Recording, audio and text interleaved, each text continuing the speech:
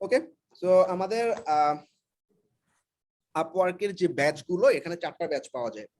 Rising talent, কোনো কাজ করা লাগবে না তোমার। রাইজিং ট্যালেন্টের জন্য তুমি এলিজিবল। তুমি যদি মানে প্রোফাইলটা 100% কমপ্লিট করো, আমরা রাইজিং ট্যালেন্ট ব্যাচে চলে আসি। আমাদের দেখো এখানে আমাদের ব্যাচ অনুযায়ী বলছে, ইনিশিয়ালি যারা অনেক অ্যাক্টিভ থাকে নতুন অবস্থায় তারা রাইজিং ট্যালেন্ট, টপ 12% ফ্রিল্যান্সারদেরকে দেয়। এরপর টপ রেটেড প্লাস পুরো ফ্রিল্যান্সারের সংখ্যা মাত্র 3% পায়। এরপরের ব্যাচটা হচ্ছে এক্সপার্ট ভেটেড, এটা আপওয়ার্কের ফাইবারের টপ রেটের মতো হ্যান্ড পিকেন, এটা মাত্র টপ 1% ফ্রিল্যান্সার পায়। ওকে, এখন আমরা আসো কিভাবে কোন ব্যাচ পাইতে হবে ডিসকাস করি। সবার প্রথমে রাইজিং ট্যালেন্ট, তোমার কোনো জব সাকসেস স্কোর না থাকলেও পাবা। আপওয়ার্কের সমস্ত টার্মস এন্ড কন্ডিশনের প্রতি রেসপেক্টফুল এবং 100% কমপ্লিট প্রোফাইল থাকতে হবে। এবং এখানে একটা হিডেন ট্রিক্স, এটা গ্রিন করে দেওয়ার কারণ আমি বলতেছি, এটা একটা হিডেন ব্যাপার, যেটা হচ্ছে তুমি 2 থেকে 3 দিন পর পর তোমার অ্যাভেলেবিলিটি স্ট্যাটাস চেঞ্জ করবা। কেমনে? এই যে প্রোফাইল থেকে প্রোফাইলে যাবা,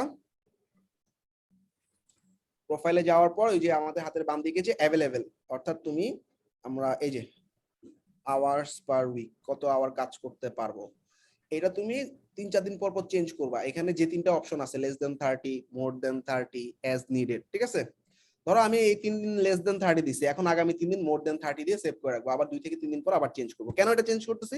আপওয়ার্ক দেখবে যে তুমি তোমার টাইম অনুযায়ী, অর্থাৎ তোমার আসলে এখন ফ্রিল্যান্সিং এর কাজ যতগুলো আছে সেই অনুযায়ী তুমি অ্যাভেলেবিলিটি স্ট্যাটাস চেঞ্জ করতেছো, সো তুমি আসলে অ্যাক্টিভ পারসন, এরকম কিছু জিনিস, ঠিক আছে?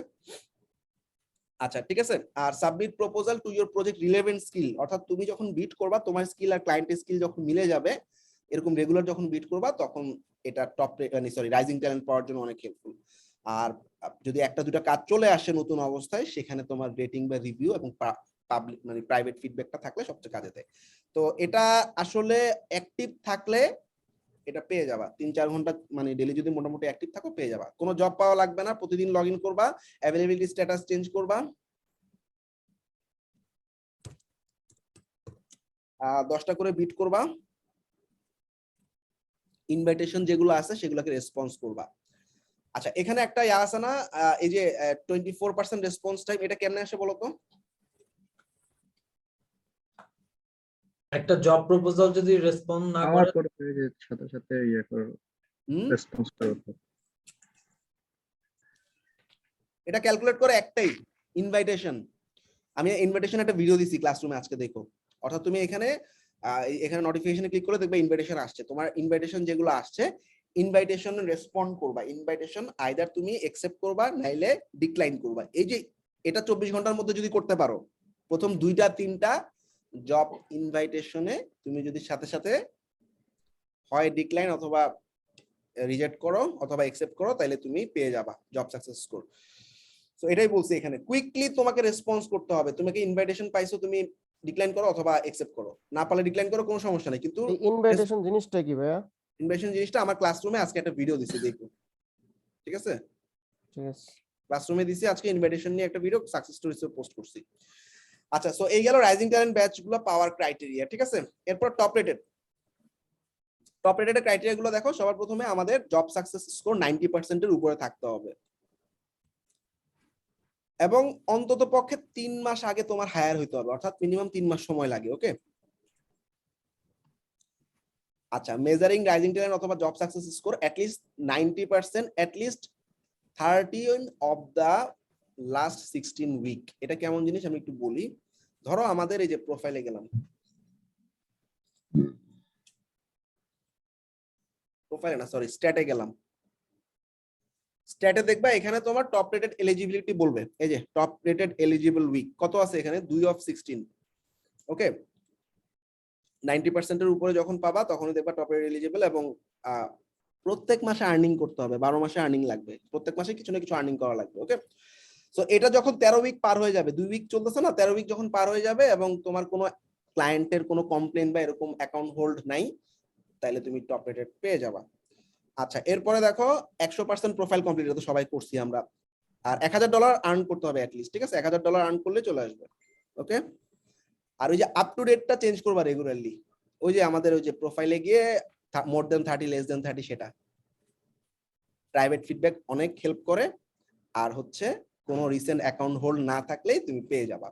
আর ওই যে যেগুলো বললাম প্রপোজাল ইনভাইটেশন গুলো একসেপ্ট করবা রেগুলারলি, তাই টপ রেট পেয়ে যাবা। সবাই কি বুঝছো টপ রেটেড খুব বেশি কঠিন?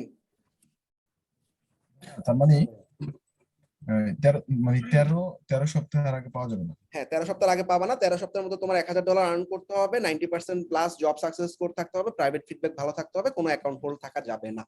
টপ রেটেড প্লাস কন্ডিশন সবই সেম থাকতেছে। এখানে শুধুমাত্র 1000-এর জায়গায় $10,000 থাকতে হবে আর্নিং লাস্ট 12 মাসে, ঠিক আছে?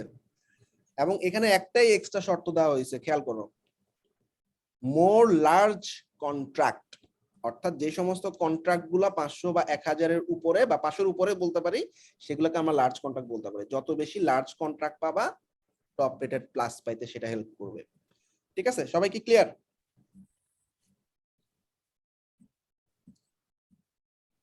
সব আগের মতো দেখো, 90% হায়ার রেট লাগবে, 90 ডেজ এগো অ্যাকাউন্ট হইতে হবে, টপ রেটেড স্ট্যাটাসটা মেইনটেইন করতে হবে, 100% প্রোফাইল কমপ্লিট থাকতে হবে, $10,000 আর্ন থাকতে হবে 12 মাসে, রেগুলার আপ টু ডেট থাকতে হবে, মানে অ্যাভেলেবিলিটি স্ট্যাটাস আপডেট করতে হবে, কোনো অ্যাকাউন্ট হোল্ড থাকা যাবে না, রেগুলারলি ইনভাইটেশন গুলো একসেপ্ট অথবা রিজেক্ট বা ডিক্লাইন করতে হবে, এবং কিছু লার্জ কন্ট্রাক্ট তোমাকে টপ রেটেড প্লাস ব্যাচ পেতে হেল্প করবে। এক্সপার্ট ভেটেড এটা একদমই আনফরচুনেট, এটা তুমি সমস্ত শর্ত মেইনটেইন করার পরও পাবা না। এক্সপার্ট ভেটেল একমাত্র তুমি এক্সপার্ট ভেটেডের জন্য ইনভাইটেশন পাবা আপওয়ার্ক থেকে, যে তুমি যখন এলিজিবল, ক্লায়েন্টের সাথে কোনো ঝামেলা নাই তোমার, তখন একটা ইনভাইটেশন পাবা, সেই ইনভাইটটা পাঠায় রাখবা, কিন্তু তারপরও তুমি পাবা কিনা এটা শিওর না, ঠিক আছে? সবাই কি বুঝছো? সো মাত্র 1%, এবং এগুলোর জন্য এলিজিবল হচ্ছে web mobile software development. So আমাদের ক্যাটাগরি যেটা ওয়েব ডিজাইন ডেভেলপমেন্ট সেটা কিন্তু আছে। ডিজাইন ক্রিয়েটিভের মধ্যে কিন্তু গ্রাফিক ডিজাইন ঢুকে যাচ্ছে, সেলস এন্ড মার্কেটিং এ এসইও, ভিডিও গ্রাফিক, এই জিনিসগুলো ঢুকে যাচ্ছে। সো মোটামুটি আমরা সবাই যে যে স্কিলেই আসি এক্সপার্ট ভেটেড পাওয়ার জন্য এলিজিবল, তবে এটা পুরো হ্যান্ড পিকেন এবং এটা অনেক সময় লাগে। সো কিছু কিছু ফ্রিল্যান্সারে এটা পেতে 12 বছর সময় লাগছে, এরকম আছে। ওকে, আচ্ছা ভাইয়া, আপনার মানে আপনার আপওয়ার্কে অ্যাক্টিভিটিস একটু বলবেন, যে ডেইলি অ্যাক্টিভিটিস কিরকম হয়? আচ্ছা, বেসিক্যালি আমরা আপওয়ার্ক অ্যাকাউন্টটাতে আমরা তিনজন মিলে কাজ করতেছি, দুলাল, আমি এবং হচ্ছে আয়মান। আমি ভোর 6টা পর্যন্ত থাকি, এই যে তোমাদের ক্লাস শেষ করার পর ভোর 6টা-7টা পর্যন্ত অ্যাকাউন্টে অ্যাক্টিভ থাকি। আর এরপরে হচ্ছে 6টা থেকে ধরো 12টা-1টা পর্যন্ত, মানে দুপুর পর্যন্ত দুলাল দেখে। আর দুপুরের পর তো আমি অফিসেই থাকি, তখনও আমি দেখি। ক্লায়েন্ট কমিউনিকেশন গুলো আয়মান এবং আমি থাকি, প্রজেক্ট উঠানোতে দুলাল থাকে, এবং মানে ক্লায়েন্ট গুলোর আপডেট, রিভিশন, এই জিনিসগুলো আমি ম্যানেজ করি, ঠিক আছে? সো যেহেতু আমরা তিনজন মিলে কাজ করতেছি, তোমাদের তো এটা পসিবল না। তোমরা যেটা করতে পারো, তোমরা যখন ঘুমায় যাচ্ছ বা অ্যাক্টিভ থাকতেছো না, তখন তোমরা কারো হাতে অ্যাকাউন্টটা দিয়ে রাখতে পারো, বা তোমাদের যদি গ্রুপ মেম্বার থাকে, 2-3জন মিলে গ্রুপ মেম্বার কাজ করতে পারো, বা তোমার যদি বাসায় মানুষজন থাকে আপওয়ার্ক অ্যাকাউন্টটা ওপেন করে কেউ একজনকে বসে রাখতে পারো, বা তোমরা যদি মেসে থাকো তোমার ফ্রেন্ড যারা আছে তাদেরকে তুমি দেখাই দিতে পারো অ্যাকাউন্টে অ্যাক্টিভ থাকা, ঠিক আছে? অ্যাকাউন্টে অ্যাক্টিভ থাকার মতো অনেক কাজ করা যায়। ফাইবারে গিগ খোলার পর তো আর কোনো কাজ থাকে না, তাই না?